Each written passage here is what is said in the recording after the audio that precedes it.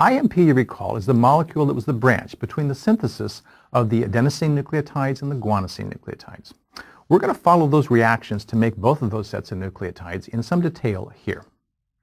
In going from IMP in the direction of making the adenosine nucleotides, we see the first molecule formed is adenyllosuccinate. Adenyllosuccinate is made from IMP by a transamination reaction that we'll see how that happens in just a second.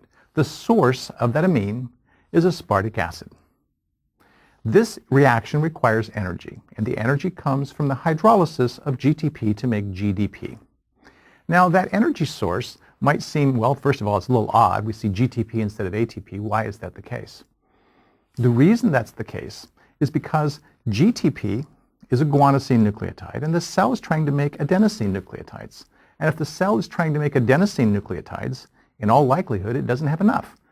So it couldn't use ATP to make adenosine nucleotides. It uses the other purine, GTP, as its energy source. We'll see the same thing happens with the GTP synthesis above. The enzyme catalyzing this reaction is adenyllosuccinate synthetase. And we'll see later that this is an important enzyme in controlling the amount of adenosine nucleotides being made. Now, adenyllosuccinate can be made into AMP by simply splitting out a molecule of fumarate.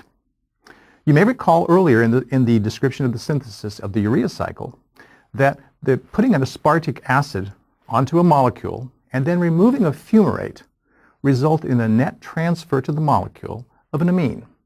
So this is an odd transamination like we see in the urea cycle, but the net result is that the molecule has gained an amine. That's how we're making this AMP. To go from AMP to the adenosine diphosphate is a simple reaction catalyzed by an enzyme known as adenylate kinase.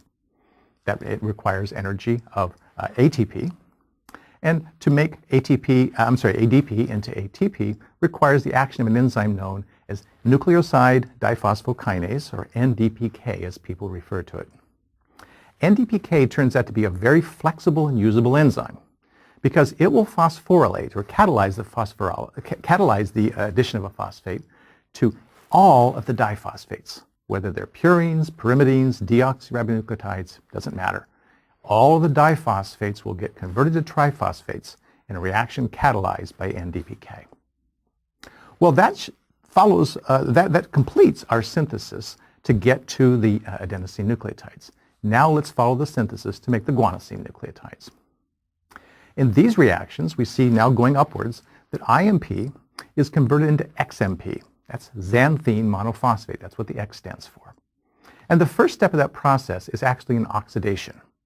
We see that NAD gains the electrons to become NADH, and XMP is the resulting product. The enzyme catalyzing that reaction is IMP dehydrogenase, and that too is an important enzyme for regulation. XMP is converted into GMP, and that requires energy, and guess what? The energy comes from ATP. In this case, ATP is cleaved into AMP, meaning it takes a lot of energy to make that happen. A pyrophosphate is split out in the process. We also see glutamine being converted to glutamate, and you remember from the lessons that it had on transamination that those are the two things involved in transaminating things. So we see the transamination occurring right here.